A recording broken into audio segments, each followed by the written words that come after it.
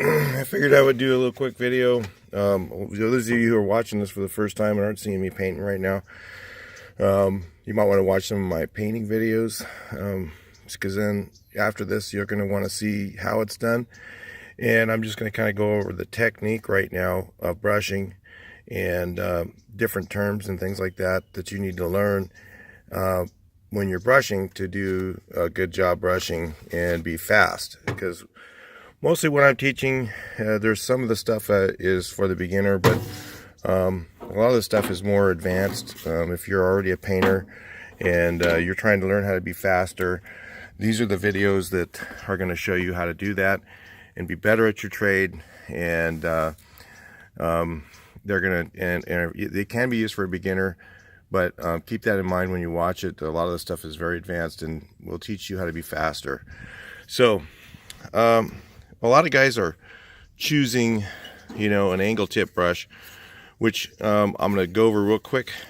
Everybody goes, why do you have these old brushes? Look, I don't brush very much anymore. A lot of the stuff I do is just touch up. I mean, I just went on a trip all over California just now, just got back. And all I used is a weenie roller, and I sprayed a few things, and that's it. So it was, and the money I get for that is way more than what I get to do brush and roll. So, but I'm really good at brush and roll. So when I do it, you'll see the videos that I've done it. I'm very, very fast, faster than most guys. In fact, it's fun when I'm in an office or something like that, and I'm brushing and rolling, and there'll be guys that'll be sitting there trying to think, oh no, I can outpaint you, man. You're old man, 55, 53 years old. I'll run you. I'll just bury him. So it's fun, but yeah, they sometimes I'm tired. I'm old. So anyway, I'm going to show you guys some of the cool stuff about brushing. So a lot of you guys are going to choose, usually a 2.5 inch angle is the most common brush for guys using, which I'm going to tell you that that's slowing you down a lot by using that brush. If you can learn how to use a straight cut brush, one of these, this is one of my old brushes. I mean, this is from Black Nylon. This is good stuff, man. And this is a small one. We used to use the really big 1-inch block, and that was all my boss would give me. If I picked up this, he'd go, that's not a brush. Here, go get a brush. And he'd give me another brush. And you learn with a 4-inch block brush to paint anything and make it look good.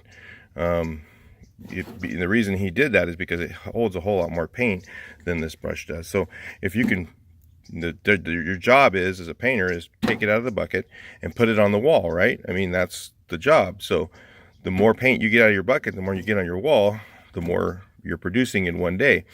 So a larger brush, if you can work it. Now I'm at the point now, it's hard on my wrist when I run a 4-inch brush, so I usually use a 3-inch now. So you young fellas have no excuse. You can use a 4-inch brush and work that thing and get good with it, and you can make a lot more money by using one of those.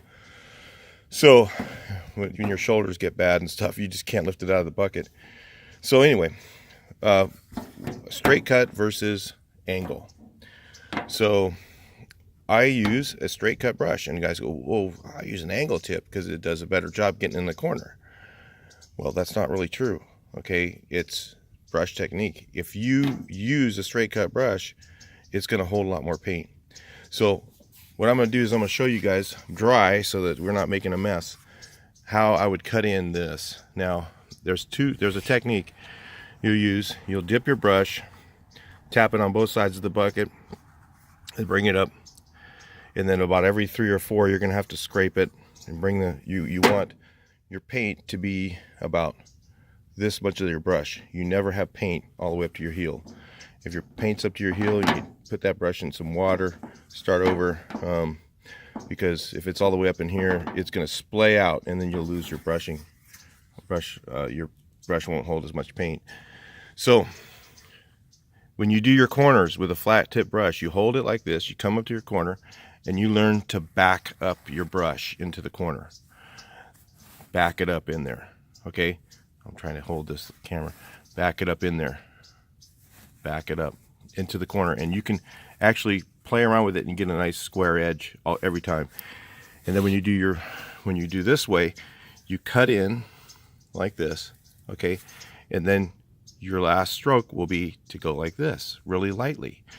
So the reason you do that, the reason you're going like this to get your nice straight edge, okay, you're going up into it like this. It's hard to do this. I'm trying to explain something. Look at what I'm doing through the camera and remember what I'm trying to say at the same time. It's not easy to do, guys. So you go up in the corner like this, you come across, right? So what you're doing is when you're pushing on the brush, you gain control. The more you push on it, the more control you have when you pull it, right? When you get better at brushing, you want to be less push, lighter on your tips, okay? So you'll hear me say, and the reason I'm doing this now is because when I'm painting, you'll hear me say things like, I'm, light on my tips, or I'm, dragging my brush, or you're dragging your brush, okay? This dragging your brush means you're pushing too hard on the brush. So in other words, when you pull the brush, you're taking more off the wall than you're releasing to it. If you're pushing to it on it lightly, you're releasing more paint to the wall. Now the reason I say to go flat afterwards, and then this is why you use a flat tip, flat cut brush. If you're using an angle tip, you're going like this, and then you have to have your brush at an angle like that when you go straight. And the reason you go straight like this is because you're going extra light so that you release the paint to the wall and don't have the brush pulling it back off. If you push too hard on your brush, you drag it and it doesn't cover. So if you're painting your walls and I say to you, okay, you're dragging your brush, that means you're pushing too hard, okay, like this. So you want to be light, release paint to the wall, and then extra light when you come this way, which is weird with an angle tip brush, to finish out your cut. Okay, so that's brushing technique. Okay, that's the principle of what you're trying to do. That's why I use a straight cut brush. I do not use an angle when I'm doing walls. And if you look at the tool, it says on it sash tool. Okay, if you go to the paint store, this one's old, but look in here. Look, hang on a second. Well, they don't say sash tool on this old one here. It's called a Shark. I was gonna look for let's see if they show. I have these 1-inch brushes. Why would I have a 1-inch brush? It's to paint between letters, really tight areas. I have some stuff that's so tight that you can't. None of them say sash tool anymore. Okay, but this is a piece of shit brush. I think I got it for free. But anyway, so what's a sash tool?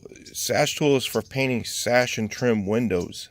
Okay, that's what this tool was designed for, to paint that little edge when you're doing the old wooden windows. That's what this tool was designed for. So when you're painting interior wall with it, it's really not the right tool for the job. This one here is called a wall brush. It says right on the package, wall brush. Okay, straight. It's not angled. Okay, so somebody a long time ago figured this out, and they knew what they were doing. And a lot of guys today think it's easier because it's angle. I can get this up in that corner easier, but the reason they're doing that is because they haven't learned how to back up their brush. You back your brush up into the corner, okay, and then you paint. So you can do the same thing with this brush. You can back it up into the corner, and you learn how to get that square edge in the corner just like that. Boom. And then you go this way. But the reason you do that is, like I said, when you're done, when you're painting this way, okay, you're coming off of it this way, okay? And the reason you're coming off it this way, because you can come off it lighter. If I'm doing it like this, see, this part of the brush is dragging, okay, and this part up here is releasing. So I'm only going to get a really a decent cut in about that far from the top of the wall. Well, you can't roll to there, can you? You need to roll. You need to be down about right here, from the top of the wall down to be able to have a decent cut for you to be able to roll into it. So you go this direction, you cut in this way, you lay off this way lightly. The lighter you can get on your tips, the more coverage you will get with each brush stroke. So anyway, that's some basics on brushing. That's technique. I can't really do that with paint on the brush. But at this point, when you watch this video, watch some of me brushing on my other videos, and then you'll see it in action, what I'm actually doing. And I'm actually saying this stuff while I'm doing it.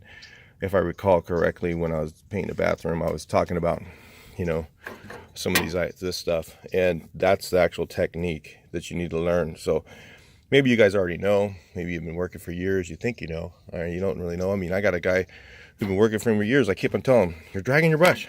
You're dragging your brush. How come you're not getting it covered in one coat? And he's like, yeah, because it doesn't cover. And I'm like, mine's covered.